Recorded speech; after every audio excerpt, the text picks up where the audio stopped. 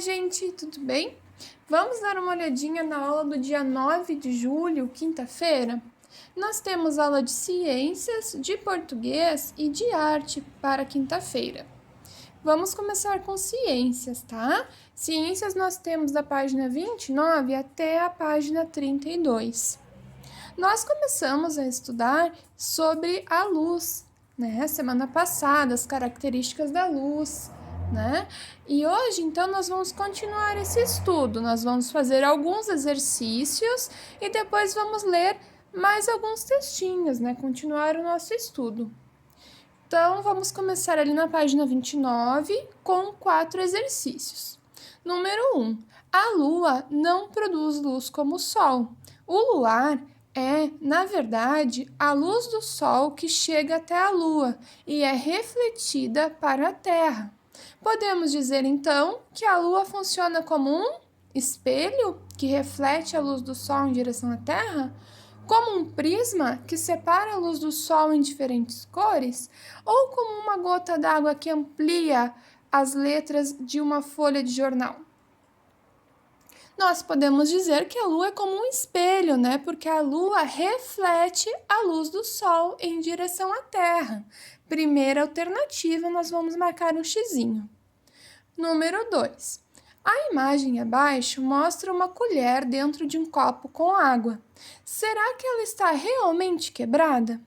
Como você faria para demonstrar que, na verdade, a colher está inteira? Bom, nós temos ali uma imagem, né? De um copo com água e uma colher dentro. Ela está realmente quebrada? Não, né? A colher não está quebrada. Ela está sofrendo aquele movimento de refração, né? Que a imagem se altera porque a luz entra em contato com a água. Como que a gente pode fazer para demonstrar que, na verdade, a colher está inteira?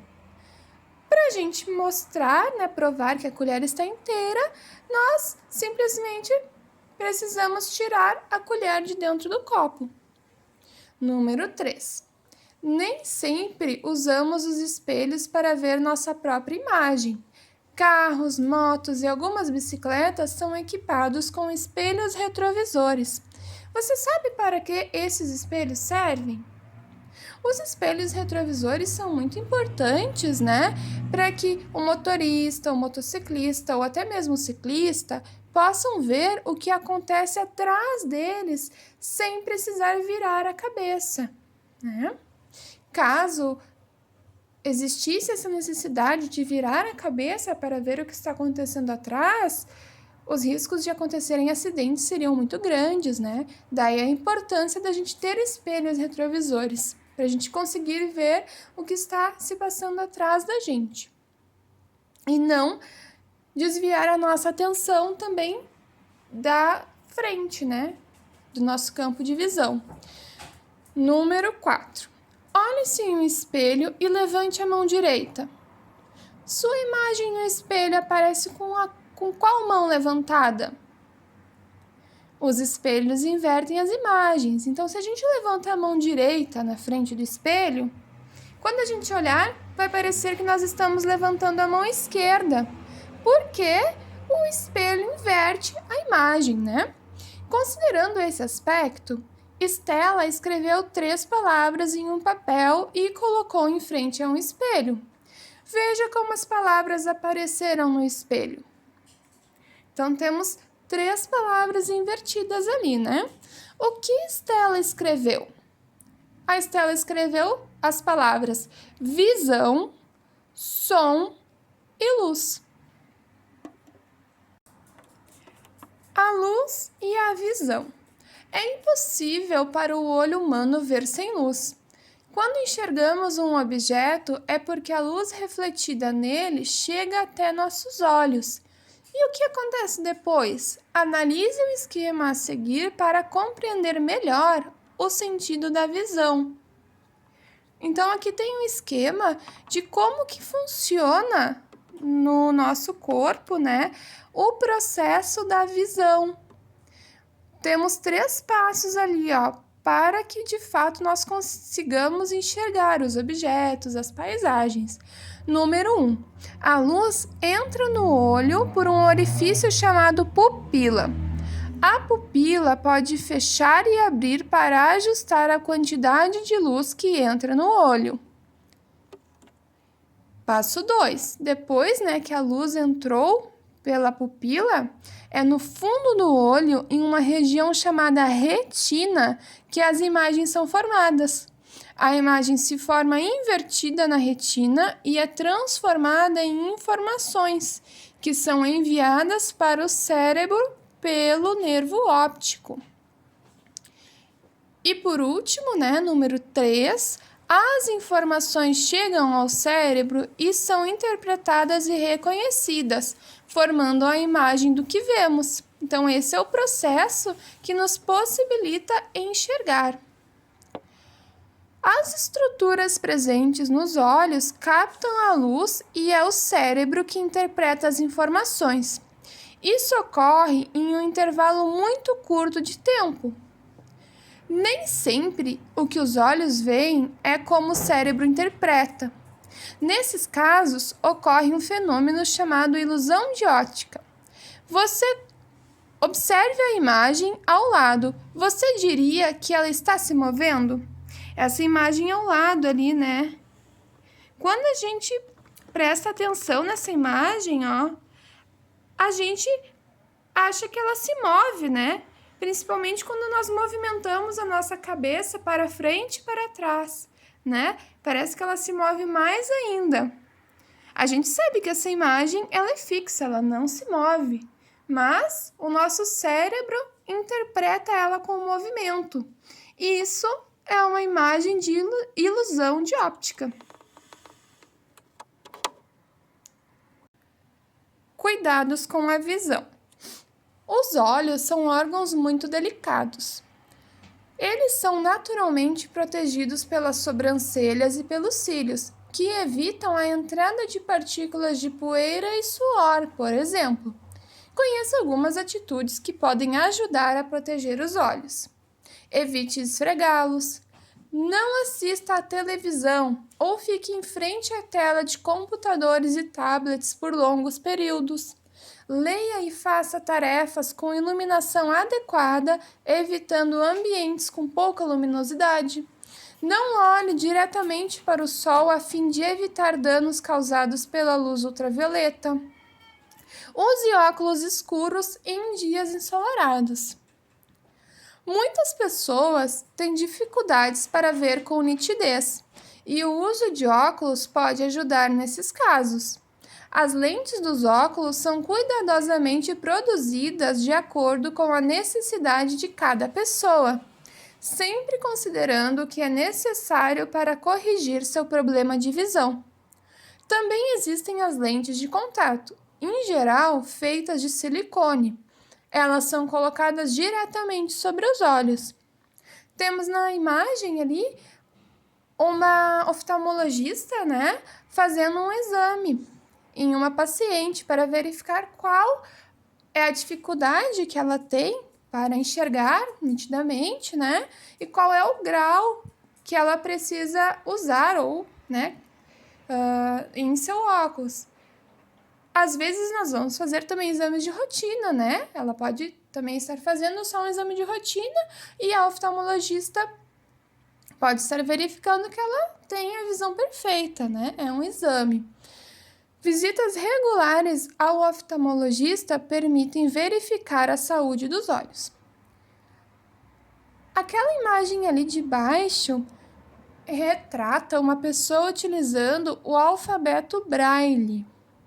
O alfabeto Braille foi criado para que as pessoas que têm deficiência visual ou que são cegas possam fazer a leitura de textos, Então, eles criaram esse próprio sistema de escrita, chamado Braille. E nesse sistema, as letras, elas são representadas por um conjunto de pontos em alto relevo. E a pessoa, que precisa utilizar-se do alfabeto Braille, ela faz a leitura pelo tato, com a ponta do seu dedo, ela vai fazendo a leitura do que está escrito.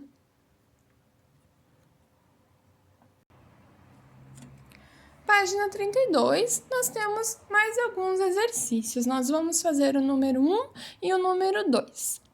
No esquema abaixo, pinte as setas que indicam o caminho que a luz percorre da lâmpada até os olhos da criança para que ela visualize o relógio.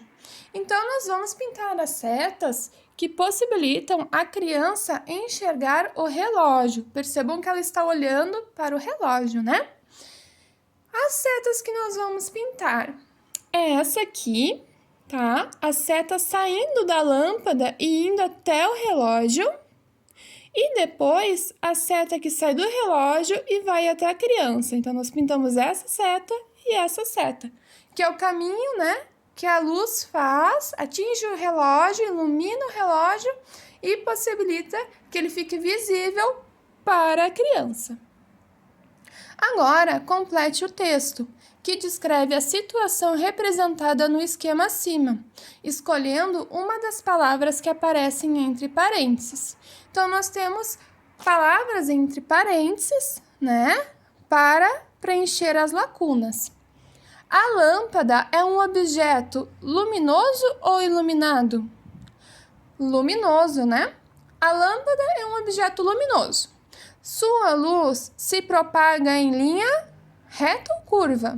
Em linha reta. Então, sua luz se propaga em linha reta em algumas direções ou em todas as direções? Em todas as direções.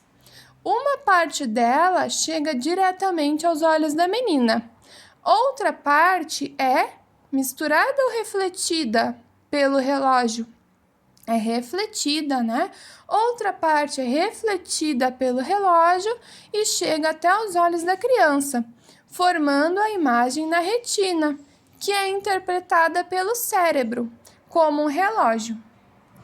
Número 2. No verão, é comum as crianças se divertirem na praia. Que conselhos você daria a essas crianças para protegerem os olhos da luz solar? Bom, existem alguns conselhos, né, que nós podemos dar. Por exemplo, ao brincar na praia, é importante usar óculos escuros com proteção para os raios ultravioleta e não olhar diretamente para o sol, né? Ou até mesmo para a areia, porque pode refletir os raios solares. Agora, vamos olhar as atividades que nós temos em português.